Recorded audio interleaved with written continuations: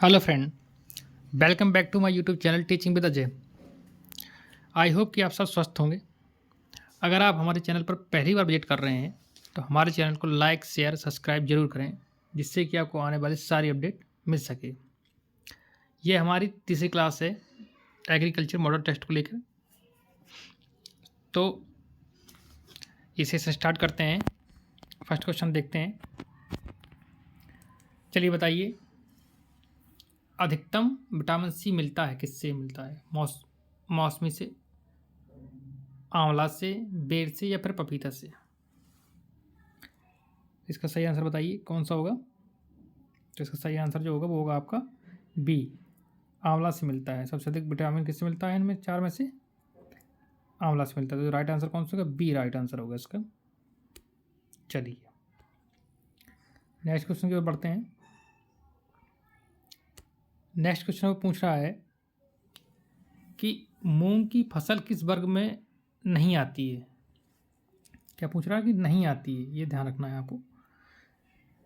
भूमि संरक्षित फसलें, दलहनी फसलें या अंतर्वर्ती फसलें या नकदी फसलें? बताइए कौन सा इसका राइट आंसर है।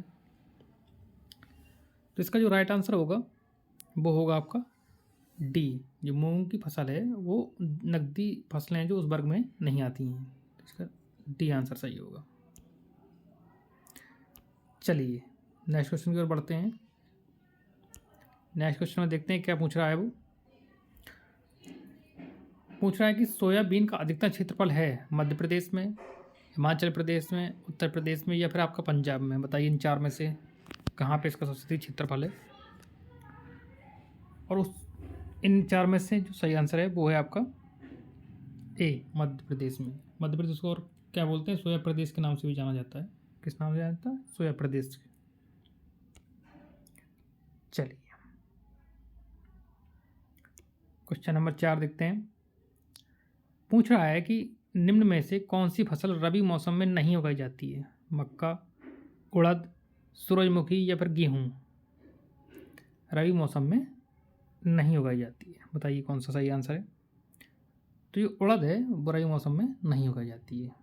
तो इसका राइट आंसर होगा बी। चलिए नेक्स्ट क्वेश्चन की ओर बढ़ते हैं।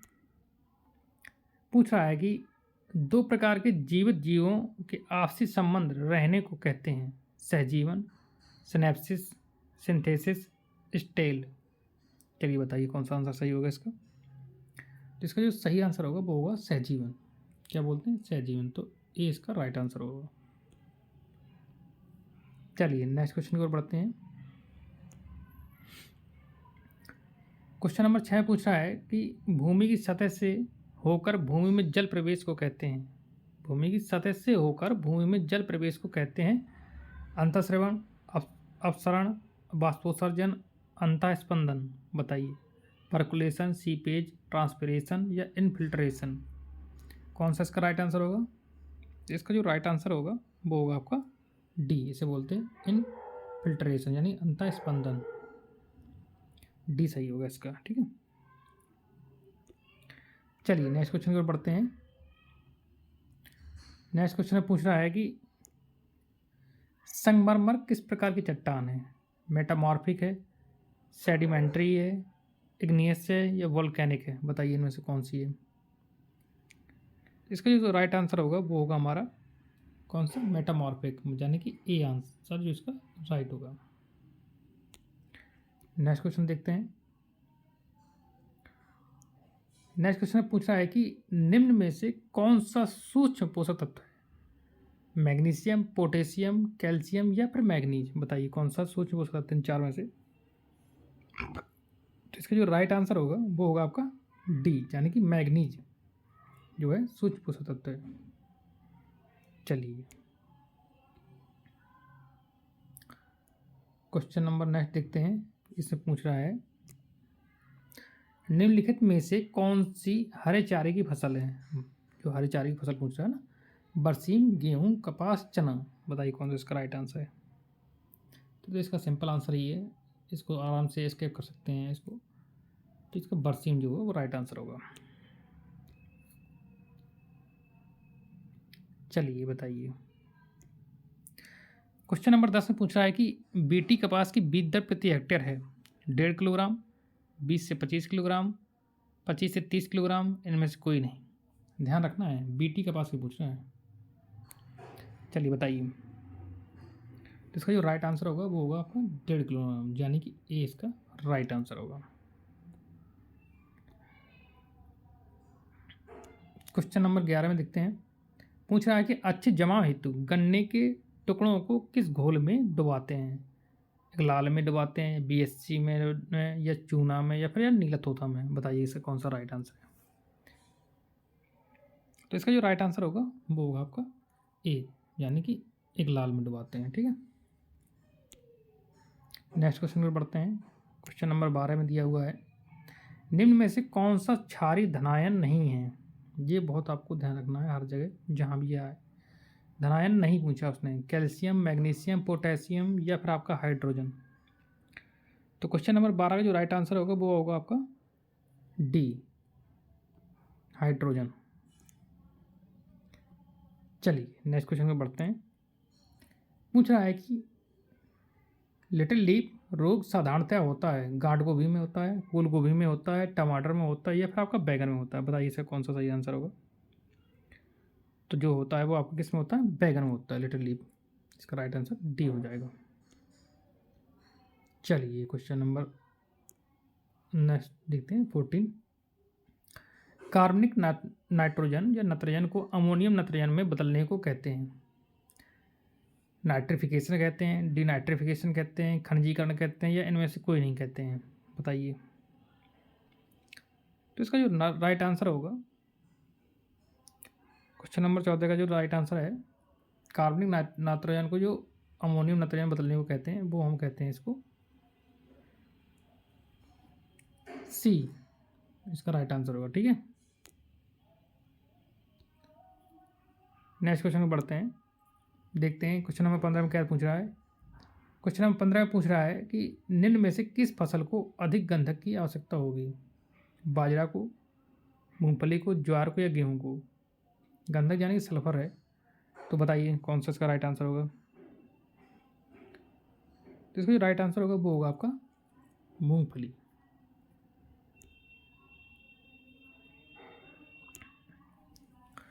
भारत में सर्वाधिक क्षेत्रफल किस फल का है?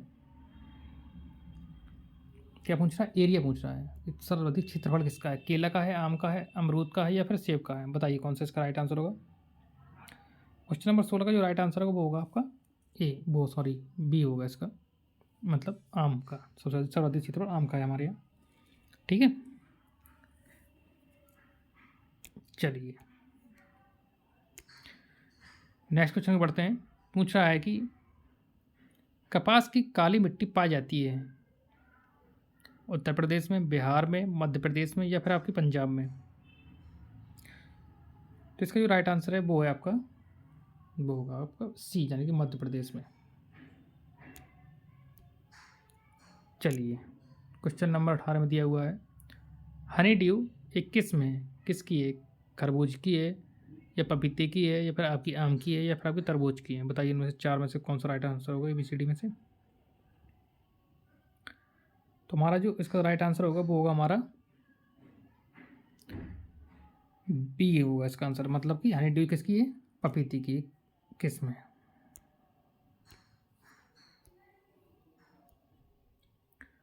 क्वेश्चन नंबर 19 में दिया हुआ है कि क्षारीय मृदाओं का pH विस्तार होता है 7 से 8, 8.5 से 10, 12 से 15, 16 से 20। बताइए कितना होता है विस्तार इसका। तो इसका जो राइट आंसर है वो है आपका बी, यानी कि 8.5 से 10 तक होता है। ठीक है, चलिए नेक्स्ट क्वेश्चन में बढ़ते हैं। क्वेश्चन नंबर 20 में देखते हैं। पूछ रहा है कि चक्रभुज भृंग यानी कि गर्डल बीटल हानि पहुंचाता है मक्का को, धान को, गेहूं को, सोयाबीन को? तो इनमें से बताइए कौन सा राइट आंसर होगा। तो इसका जो राइट आंसर होगा वो होगा डी, यानी कि सोयाबीन को। गर्डल बीटल किसको हानि पहुंचाता है? सोयाबीन को।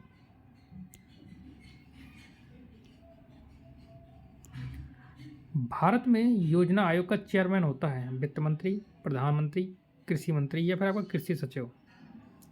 बताइए कौन सा इसका राइट आंसर है। तो इसका जो राइट आंसर होगा वो होगा हमारा बी, यानी कि प्रधानमंत्री। ठीक है, चलिए नेक्स्ट क्वेश्चन में बढ़ते हैं। क्वेश्चन नंबर 22 पूछ रहा है कि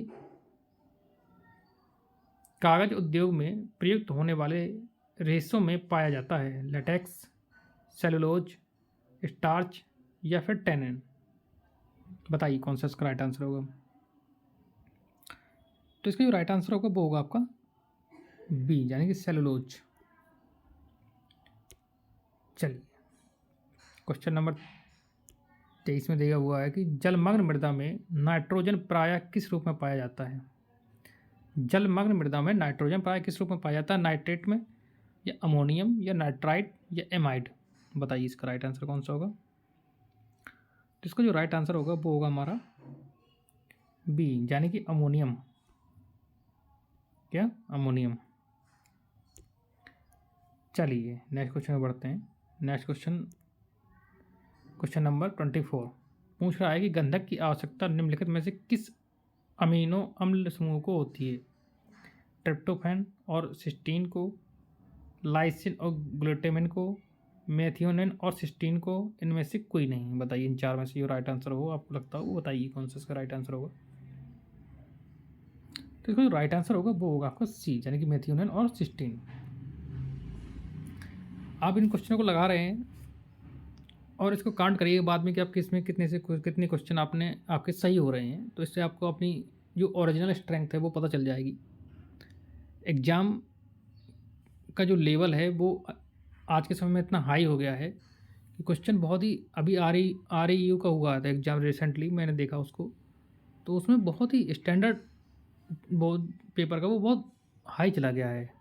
तो क्वेश्चन को आप बहुत ही सीरियस लीजिए। ये ना सोचिए कि अभी तो वैकेंसी मेरी आई हुई है या टी कभी डिले है थोड़ा सा, क्योंकि पेपर जब होंगे तो देखो चुनाव हैं तो बहुत जल्दी होंगे। जब अगर डेट आएगी तो पेपर हो सकता है कि आपका बहुत जल्दी हो जाए।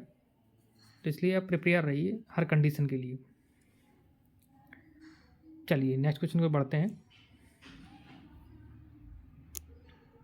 क्वेश्चन नंबर 25 पूछ रहा है कि खनिजों के योग से बना ठोस पदार्थ कहलाता है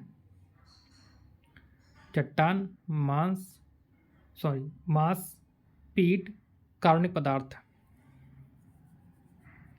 तो इसका जो राइट आंसर होगा वो होगा आपका ए, कहलाता है चट्टान कहलाता है। चलिए नेक्स्ट क्वेश्चन में बढ़ते हैं।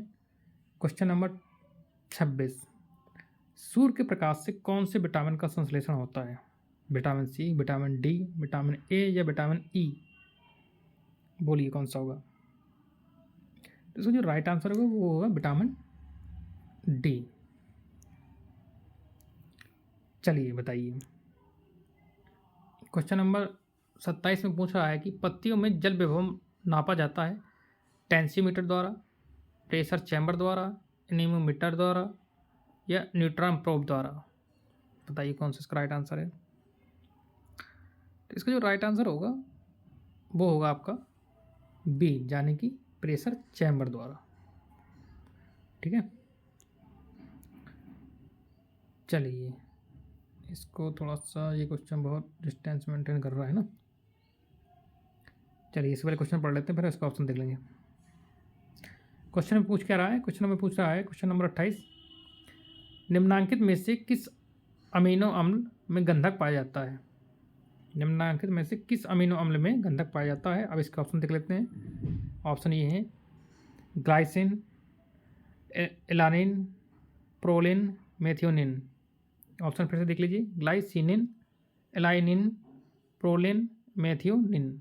बताइए कौन सा इसका राइट आंसर है। इसका जो राइट आंसर होगा वो होगा आपका मेथियोनिन, यानी कि डी है इसका राइट आंसर होगा। चलिए क्वेश्चन नंबर 29 में दिया हुआ है सोयाबीन का राष्ट्रीय अनुसंधान केंद्र स्थित है नागपुर में, इंदौर में, पूसा में, पंतनगर में। बताइए कहाँ पर सिचुएटेड है, यानी कि स्थित है। बताइए। तो ये हमारा स्थित है इंदौर में। बी इसका राइट आंसर है। सारे के सारे एग्जाम ओरिएंटेड क्वेश्चन हैं, बहुत ही सावधानीपूर्वक क्वेश्चनों को देखिए और लगाइए और चेक करिए। अगर नहीं है तो अपनी इस टाइम पर और काम करिए और पढ़िए, क्योंकि जो भी बच्चे एग्रीकल्चर सुपरवाइजर के जो भी राजस्थान चल रहा है उसके लिए, उनके लिए भी बहुत ही बेनिफिशियल है ये सेशन। और आपके एएफओ में भी आपके लिए बहुत ही लाभदायक होगा। जितनी भी एग्रीकल्चर एग्ज़ाम है ये सबको कवर कर रहा है, इसलिए मॉडल टेस्ट लेके ही आया हूँ मैं आप लोगों के लिए। चलिए क्वेश्चन नंबर 30 में देखते हैं कि हल्दी भाग है किस, जो हल्दी है वो हल्दी भाग है फूल का, तने का, जड़ का या बीज का। तो वो किसका भाग है? तने का। ठीक है।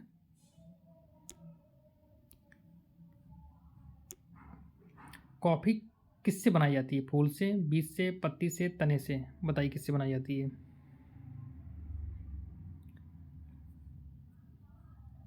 इसका जो राइट आंसर होगा वो होगा हमारा बी, यानी कि बीज से कॉफ़ी बनाई जाती है। किससे बनाई जाती है? बीज से। ये तो पता ही होना चाहिए, पीते भी हैं हम लोग। चलिए क्वेश्चन नंबर 32 में पूछ रहा है कि अर्धशुष्क उष्णकटिबंधीय क्षेत्रों के लिए अंतर्राष्ट्रीय फसल अनुसंधान संस्थान यानी कि इक्री सेट स्थित है मुंबई में, हैदराबाद में, कोलकाता में, नई दिल्ली में। शायद ये क्वेश्चन मैंने देखा था कि पैट में भी आया हुआ था, इक्री सेट का पूछा गया, तो शायद ऐसे ही क्वेश्चन कोई था, याद नहीं आ रहा। किसी बच्चे का पेपर देखा तो आया हुआ था ये एग्रीकल्चर क्वेश्चन। बताइए इसका सर राइट आंसर क्या होगा? इसका जो राइट आंसर होगा वो होगा आपका हैदराबाद। चलिए गेहूं की फसल के लिए उपयुक्त तापक्रम है 30 से 32 डिग्री सेंटीग्रेड, 15 से 25 डिग्री सेंटीग्रेड, 25 से 30 डिग्री सेंटीग्रेड, या फिर आप 35 से 40 डिग्री सेंटीग्रेड। बताइए इन चार में से कौन सा राइट आंसर होगा? तो इसका जो राइट आंसर है वो है आपका 15 से 25 डिग्री सेंटीग्रेड, यानी कि बी इसका राइट आंसर होगा। क्वेश्चन नंबर 34 यानी कि 34 में पूछ रहा है कि मल्लिका एक प्रजाति है आम की, अमरूद की, सेब की, या फिर आपके अंगूर की। बताइए इन चार में से किसकी है? तो इसका जो राइट आंसर होगा वो होगा आपका ए, यानी कि मल्लिका जो एक प्रजाति है वो है हमारी आम की। चलिए क्वेश्चन नंबर 35 में पूछ रहा है कि पत्तियों की उस क्रिया को जो तापक्रम कम करती है कहते हैं। पत्तियों की उस क्रिया को जो तापक्रम को कम करती है क्या कहते हैं उसको? अवशोषण कहते हैं, शोषण कहते हैं, प्रकाश संश्लेषण कहते हैं, या फिर वाष्पोत्सर्जन कहते हैं। तो इसका जो हमारा राइट आंसर होगा वो हमारा होगा डी, यानी कि उसको हम वाष्पोत्सर्जन कहते हैं। चलिए क्वेश्चन नंबर 36 में दिया हुआ है सबसे अधिक नाइट्रोजन रखने वाला उर्वरक है ammonium sulphate, anhydrous ammonia, ammonium chloride, ammonium phosphate. बताइए इनमें से कौन सा राइट आंसर है? तो इसका जो राइट आंसर होगा वो होगा हमारा बी, यानी कि एनहाइड्रस अमोनिया। चलिए क्वेश्चन नंबर 37 पूछ रहा है कि चिकनी मृदा यानी क्ले सॉइल के कणों का आकार होता है 0.02 से 0.02 mm यानी मिलीमीटर, 0.20 से 0.02 mm, 2 से 0.20 mm। बताइए इनमें से, या फिर इनमें से कोई नहीं। तो इसका जो राइट आंसर है वो है हमारा डी, वो होता है हमारा 2 से 0.20 mm। ठीक है। चलिए क्वेश्चन नंबर 38 पूछ रहा है कि गेहूं का जो उद्गम स्थल है, ऑरिजिन प्लेस पूछ रहा है गेहूं का कहाँ पे? भारत, टर्की, चीन, या फिर आपका अमेरिका। बताइए कौन सा इसका राइट आंसर है? तो इसका जो राइट आंसर होगा वो होगा हमारा बी, यानी कि टर्की।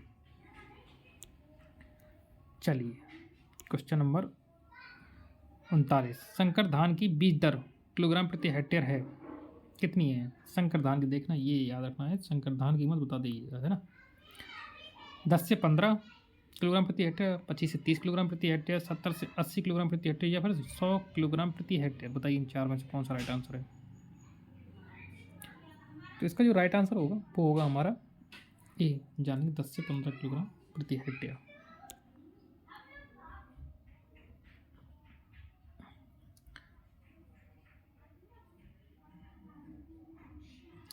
चलिए क्वेश्चन नंबर 14 यानी 40 पूछ रहा है कि डेपोक विधि में चावल की नर्सरी कितने दिन में तैयार हो जाती है? 11 से 14 दिन में, 20 से 25 दिन में, 25 से 30 दिन में, या फिर आपकी 45 दिन में। बताइए। तो इसका जो राइट आंसर होगा वो होगा हमारा ए, यानी 11 से 14 दिन में। चलिए क्वेश्चन नंबर 41 पूछ रहा है कि गेहूं की उत्पादकता प्रति हेक्टेयर किस राज्य में सर्वाधिक है? उत्पादकता पूछ रहा है, गेहूं की उत्पादकता प्रति हेक्टेयर किस राज्य में सर्वाधिक है? बताइए। राजस्थान में, पंजाब में, मध्य प्रदेश में, या फिर आपके हरियाणा में। तो इसका जो राइट आंसर होगा वो होगा हमारा बी, यानी कि पंजाब में। चलिए क्वेश्चन नंबर 42 पूछ रहा है कि गेहूं का लूज स्मेट किस कवक के कारण होता है? अस्टिलोगा न्यूडा टेट्रिसाई, अस्टिलागो हॉर्डाई, पक्सिनिया ग्रेमनेस टेट्रिसाई, एल्बिगो कैंडिडा। बताइए इन चार में से कौन सा राइट आंसर है? तो इसका जो राइट आंसर होगा वो होगा हमारा अस्टिलागो न्यूडा टेट्रिसाई, ये इसका राइट आंसर होगा।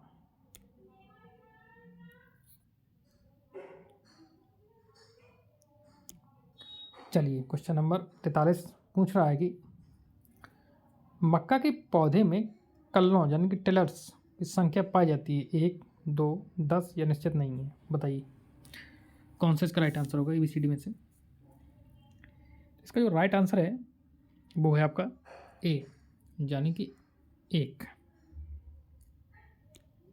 चलिए क्वेश्चन नंबर 44 यानी कि 44 पूछ रहा है कि संकर मक्का की बीज दर किलोग्राम प्रति हेक्टेयर है। याद रखिएगा, इनको क्वेश्चन को पढ़ना बहुत ध्यान से है। मक्का के ज़्यादा एक्साइटमेंट में क्वेश्चन हम गलत कर देते हैं। पूछ रहा होता है संकर मक्का की और हम सोचते हैं बहुत ईजी क्वेश्चन आ गया और हम मक्का के लगा के चले जाते हैं। बाद में देखते हैं कि यार हमारा क्वेश्चन गलत हो गया। और तो आप जानते हैं कि कंपटीशन इतना हाई है कि हमारा पॉइंट कुछ नंबर से भी सिलेक्शन रुक जाता है ना। तो ऐसी गलती नहीं करनी है एग्जाम में। क्वेश्चन को बार बार अच्छे से पढ़िएगा। चलिए बताइए इसका राइट आंसर कौन सा है। तो इसका जो राइट आंसर होगा वो होगा हमारा ए, यानी कि 20 से 25 किलोग्राम प्रति हेक्टेयर। चलिए नेक्स्ट क्वेश्चन की ओर बढ़ते हैं। पूछ रहा है कि मक्का के खेत में खरपतवारों को नियंत्रण में करने के लिए कौन सा खरपतवार नाशी काम में लेते हैं? इट्राजिन, सेमाजिन, 2,4-D, इनमें से कोई नहीं। बताइए कौन सा राइट आंसर है। तो इसका जो राइट आंसर होगा वो होगा आपका बी, सेमेजिन। चलिए क्वेश्चन नंबर 46 पूछ रहा है कि मक्का के पौधों की प्रति हेक्टेयर संख्या रखी जाती है 27,777, 66,000, या फिर आपकी 90,000, या फिर आपकी 1.5 लाख से 2 लाख। चलिए बताइए कौन सा इसका राइट आंसर होगा। तो इसका जो राइट आंसर होगा वो होगा आपका बी, 66,000। ठीक है, देख लिया ना, आंसर बी ही है इसका।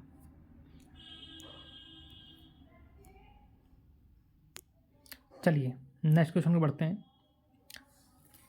पूछ रहा है कि ज्वार के पौधों में HCN की मात्रा पत्तियों में इकट्ठी होती है। यह HCN कहाँ पर संश्लेषित होता है? तने में संश्लेषित होता है, या फिर आपका जड़ में होता है, या फिर आपका पत्ती में होता है, या इन सभी में होता है? बताइए। तो इसका जो राइट आंसर होगा वो होगा आपका जड़ में संश्लेषित होता है। किसमें होता है? जड़ में। चलिए नेक्स्ट क्वेश्चन को बढ़ते हैं। पूछ रहा है क्वेश्चन नंबर 48 48 दिया हुआ है कि ज्वार का जो उद्गम स्थल है वो कहाँ पे है? Central Africa, Bharat, America, Brazil. बताइए कौन सा इसका राइट आंसर है? चलिए बताते हैं। इसका ए जो है वो आपका राइट आंसर है, सेंट्रल अफ्रीका। ये आपके लास्ट 2 क्वेश्चन बचे हुए हैं। बताइए क्वेश्चन नंबर 49 पूछ रहा है कि ज्वार की बीज दर किलोग्राम प्रति हेक्टेयर है। अब देखिए इसमें सीधे से ज्वार पूछा है, इसमें ना संकर पूछा है आपका, ना ही कुछ नहीं पूछा है ना। तो ज्वार की बतानी है आपको। 8 से 9 किलोग्राम, 15 से 20 किलोग्राम, 20 से 25 किलोग्राम, 30 से 35 किलोग्राम। बताइए राइट आंसर कौन सा है? तो इसका जो राइट आंसर होगा वो होगा आपका 8 से 9 किलोग्राम प्रति hectare. Next and last question पूछ रहा है कि भारत में सर्वाधिक बाजरा उत्पादक राज्य है। जो हमारा बाजरा उत्पादक जो सबसे अधिक बाजरा उत्पादक करता है वो राज्य कौन सा है? राजस्थान है आपका, पंजाब है आपका, गुजरात है आपका, या फिर आपका उत्तर प्रदेश है? बताइए। तो जो हमारा सबसे ज़्यादा बाजरा उत्पादक राज्य है वो है हमारा राजस्थान, यानी कि ए इसका राइट आंसर होगा। ये तो थे हमारा आज का सेशन, जो कि यहीं ख़त्म होता है।